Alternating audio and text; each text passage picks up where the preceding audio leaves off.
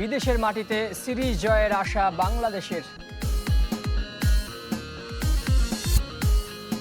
পুনঃতফসিলের দাবি মনোনয়ন প্রত্যাহারকারী ক্লাবগুলোর। তৃণমূলের ক্রিকেটে কাজ করতে চান নবনির্বাচিত পরিচালক আসিফ আকবর।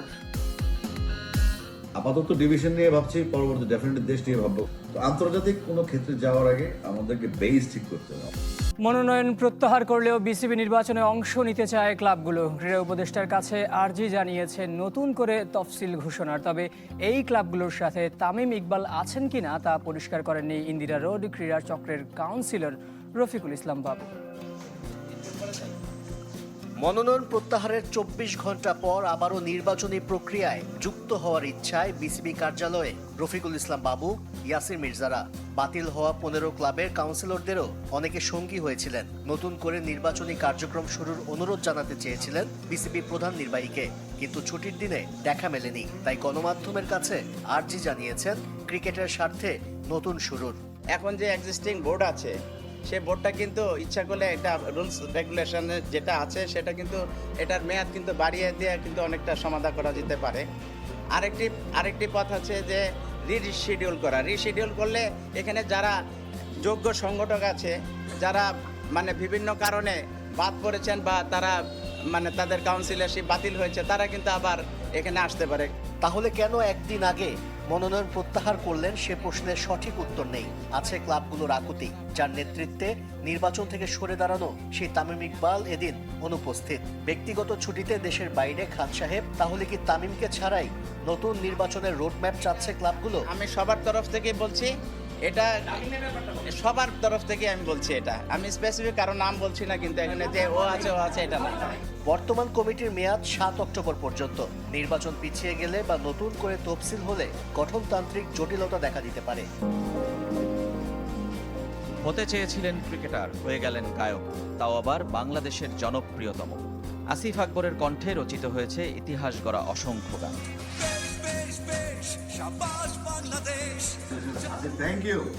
যতই গানের সাগরে ডুবে থাকেন, ক্রিকেট সবসময় আসিফের পছন্দের, ভালো লাগার, ভালোবাসার। তাই তো এবার ক্রিকেটে ফিরছেন বোর্ড পরিচালক হয়ে। চট্টগ্রাম বিভাগ থেকে নির্বাচিত হচ্ছেন বিনা প্রতিদ্বন্দ্বিতায়। নির্বাচনী প্রক্রিয়ার পুরোটা সময় যুক্তরাষ্ট্রে আসিফ। কনসার্ট আর একের পর এক পারফরমেন্স করে চলেছেন। বিসিবি নির্বাচন করবেন এমন ভাবনা ছিল না, কিন্তু চট্টগ্রাম বিভাগের সবার সমর্থনে মুগ্ধ আসিফ। সাথে কথা বললাম, তো ওনাকে বললাম, জাস্ট ফোন দিয়ে বললাম, ব্রাদার কথা ছিল অ্যাবাউট ইলেকশন। উনি বললেন, আসিফ ভাই আমি আপনার সমর্থনে বসে যাব, আমি ইলেকশন করবো না, আমি উইথড্র করবো আজকে। আমি তো অবাক। আমি বললাম যে আসলে ব্যাপারটা এরকম না, আমি তো ভোট চাওয়ার জন্য ফোন দিয়েছি। ভোটাভোটি কিছু নেই, আপনি কাউন্সিলর, আমিও খেলছি, আপনিও খেলেছেন, আমরা সেম সাইড, আপনি প্লেয়ার আমিও প্লেয়ার, একজন গেলেই হবে। এবং ঠিক আছে, আমরা একসাথে কাজ করবো। ক্রিকেটের নানা সংকট আর সম্ভাবনা দুটো দিকই জানা আসিফের। ক্রিকেট বোর্ড পরিচালক হয়ে কাজ করতে চান তৃণমূলের জন্য, প্রতিশ্রুতির সাথে বাস্তবায়নের মিল রাখতে চান। টেস্টে আমরা আশা করি যে বাংলাদেশ ভালো খেলবে, বা টি-20তে আমরা আশা করি বাংলাদেশ ভালো খেলবে। এটা আমাদের চাওয়া উচিত না। এই কারণে আমাদের ফার্স্ট ক্লাস ক্রিকেট খুব একটা রেগুলার হয় না, যেগুলো ফোকাস করা হয় না। আর টি-20 কোনো টুর্নামেন্ট বাংলাদেশে হয় না, হয় বিপিএল একটা, সেখানে সবাই সুযোগ পায় না, ম্যাক্সিমাম বিদেশি প্লেয়ারের ফোকাস থাকে। তো আমার ইচ্ছে হচ্ছে আমাদের আপাতত ডিভিশন নিয়ে ভাবছি, পরবর্তী ডেফিনেটলি দেশ নিয়ে ভাববো। তো আন্তর্জাতিক কোনো ক্ষেত্রে যাওয়ার আগে আমাদেরকে বেস ঠিক করতে হবে। আমাদের কাজ হচ্ছে আমাদের বেস ঠিক করা এবং আমাদের মফস্বল থেকে প্লেয়ার তুলে আনা। আমি চেষ্টা করবো, এখন অনেক কথা বলছি, কতটুকু পারবো আমি জানি না, আমি চেষ্টা করবো। পছন্দের ক্রিকেটার তামিম ইকবাল, কিন্তু ক্রিকেট বোর্ড নির্বাচনকে ঘিরে তার আবেগীয় আচরণে অবাক হয়েছেন। As dashing opener Bangladesh asset হিসেবে আমি চাচ্ছিলাম সে আসুক, বাট আমার মনে হচ্ছে সে একটু আবেগীয় হয়েছে এবং একটু হিসেব নিকেশ করে আসা উচিত। বাংলাদেশি ক্রিকেটাররা জোয়ারিদের অনেক বড় টার্গেট। সবশেষ কয়েক বছরে নানা সময়ে বিপিএল ও ডিপিএল এ ফিক্সিং ইস্যুতে নাম এসেছে বেশ কয়েকজন ক্রিকেটারের। শাস্তির সুপারিশও এসেছে বিভিন্ন রিপোর্টে। গত বিপিএল নিয়ে স্বাধীন তদন্ত কমিটির রিপোর্ট নিয়েও চলছে আলোচনা। শোনা যাচ্ছে ক্রিকেটার থেকে শুরু করে ফ্র্যাঞ্চাইজি অনেকেই নাকি ফেঁসে যাবেন সেই রিপোর্টে। আর সবশেষ ডিপিএলে স্পট ফিক্সিংয়ে জড়িত থাকার কারণে এক ক্রিকেটারকে নির্দিষ্ট মেয়াদে নিষিদ্ধের সুপারিশ করেছে আকসু। আর এই ফিক্সিংয়ের বিষ বাষ্প থেকে মুক্তি পেতে 1 বছরের জন্য বিসিবি দুর্নীতি দমন কমিশনের পরামর্শক হিসেবে নিয়োগ পেয়েছেন অ্যালেক্স মার্শাল। প্রায় 1.5 মাস ছায়া তদন্ত শেষে মার্শালের পরামর্শে নতুন এক বিদেশি তদন্তকারী কর্মকর্তা নিয়োগ দিতে যাচ্ছে বিসিবি, যার কাজ হবে গভীরভাবে তদন্ত করে ফিক্সিংয়ের মূল হোতাদের খুঁজে বের করা।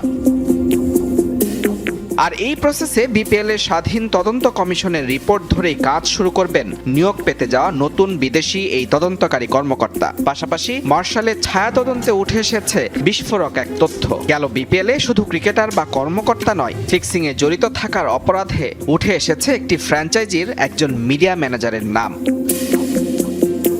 এদিকে ডিপিএলে শাইনপুকুর ও গুলশান ম্যাচে ফিক্সিংয়ে স্পষ্ট প্রমাণ থাকার পর আকসুর প্রতিবেদনে উঠে আসে 3 ক্রিকেটারের নাম।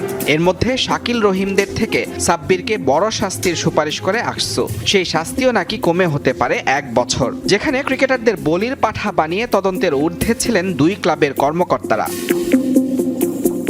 আকসুর এই তদন্তে নাকি খুশি হতে পারেননি অ্যালেক্স মার্শাল। নিজের মতো করে চালিয়েছেন তদন্ত, আর সেখানেই নাকি খোঁজ মিলেছে ক্লাব ক্রিকেটের অদৃশ্য গডফাদারদের। সংযুক্ত আরব আমিরাতের ফ্র্যাঞ্চাইজি টুর্নামেন্ট IL T20 খেলার জন্য বাংলাদেশ ক্রিকেট বোর্ড থেকে আনুষ্ঠানিকভাবে নো অবজেকশন সার্টিফিকেট পাননি মোস্তাফিজুর রহমান। ফলে কাটার মাস্টারের এই টুর্নামেন্ট খেলা হচ্ছে না। তাই ইতিমধ্যেই মোস্তাফিজের বদলি হিসেবে হায়দার আলীকে দলে নিয়েছে দুবাই। বৃহস্পতিবার সকালে আগামী মৌসুমের IL T20-র জন্য স্কোয়াড তালিকা দিয়েছে টুর্নামেন্টের বর্তমান চ্যাম্পিয়ন দুবাই ক্যাপিটালস। সেই তালিকায় ছিলেন না মোস্তাফিজুর রহমান, যদিও মাস কয়েক আগে লুকউডের পরিবর্তে মুস্তাফিজকে দলে ফেরানোর কথা জানিয়েছিল দলটা। জানা গেছে এখনও বিসিবি থেকে এনওসি পাননি মুস্তাফিজ, ফলে মুস্তাফিজের বদলি হিসেবে হায়দার আলীকে দলে নিয়েছে দুবাই। এই দলটার হয়ে সম্প্রতি গ্লোবাল সুপার লিগে খেলা সাকিব আল হাসান দল পেয়েছেন MI এমিরেটসে। মুস্তাফিজ আবার দলটার IPL ফ্র্যাঞ্চাইজি দিল্লি ক্যাপিটালসের হয়ে খেলেন। বাবার ইনজুরির কারণে আবারও কপাল পুড়েছে ব্রাজিলিয়ান গোল্ডেন বয় নেইমার জুনিয়রের। আসন্ন 2 প্রীতি ম্যাচকে সামনে রেখে কার্লো আনচেলোত্তির 26 সদস্যের স্কোয়াডে এবারও নেই এই সেলেসাও তারকা। ইনজুরি নামক অভাগা শব্দটি যেন আষ্টে পিষ্টে জড়িয়ে আছে নেইমারের সাথে। চোটের সাথে লড়াই করে ফিরেছেন মাঠে, আবারও নতুন করে চোটের কবলে পড়েছেন ব্রাজিলিয়ান গোল্ডেন বয়। তাই তো 2026 বিশ্বকাপে নেইমারের খেলা নিয়ে তৈরি হয়েছে সংশয়। এই চোটের কারণে চলতি বছরের নভেম্বর পর্যন্ত মাঠের বাইরে থাকতে হবে সেলেসাও তারকাকে। ব্রাজিল তথা পুরো ফুটবল বিশ্বে এখন কোটি টাকার প্রশ্ন, বিশ্বকাপের মঞ্চে ব্রাজিলের জার্সি গায়ে দেখা যাবে তো নেইমারকে? ফিট হয়ে ফিরতে পারবেন কি এই ফুটবল যোদ্ধা? এদিকে শেষ হয়েছে দক্ষিণ আমেরিকা অঞ্চলের বিশ্বকাপ বাছাই পর্বের ম্যাচ। দেশগুলোর চোখ এখন প্রীতি ম্যাচ খেলে প্রস্তুতি সেরে নেয়ার। অক্টোবর উইন্ডোতে 2টি প্রীতি ম্যাচ খেলবে 5 বারের বিশ্ব চ্যাম্পিয়নরা, যেখানে তাদের প্রতিপক্ষ দক্ষিণ কোরিয়া ও জাপান। এশিয়ান 2 প্রতিপক্ষের জন্য স্কোয়াড ঘোষণা করেছেন সেলেসাও কোচ কার্লো আনচেলোত্তি। রিও ডি জেনেরিওতেই ব্রাজিলের 26 সদস্যের স্কোয়াড ঘোষণা করেছেন তিনি, যেখানে আবারও কপাল পুড়েছে নেইমারের। ইতালিয়ান মাস্টারমাইন্ডের দলে ভিনি রদ্রিগোরা ফিরলেও এবারও জায়গা মেলেনি নেইমার জুনিয়রের। 3 বারের স্কোয়াড ঘোষণায় এবারই প্রথম ডাক পেয়েছেন সাবেক ক্লাব শিষ্য রদ্রিগো। 26 বিশ্বকাপে আবারও দেখা যাবে নেইমারের পায়ের জাদু। তার উপস্থিতিতে জ্বলে উঠবে ব্রাজিল, এমন আশায় বুক বেঁধে আছেন ভক্তরা। কিন্তু বাস্তবতা একেবারেই ভিন্ন। 2023 সালের পর থেকেই ছিটকে গেছেন জাতীয় দল থেকে। মাঝে সান্তোসের হয়ে মাঠের পারফরমেন্সে ফিরে আসার ইঙ্গিত দিলেও জাতীয় দলের স্কোয়াড ঘোষণার সময়ই নেইমারের সঙ্গী সেই অভাগা চোট। তাই এবারও বা পায়ের উরুতে ইনজুরি থাকায় তাকে দলে রাখেননি সেলেসাও কোচ কার্লো আনচেলোত্তি।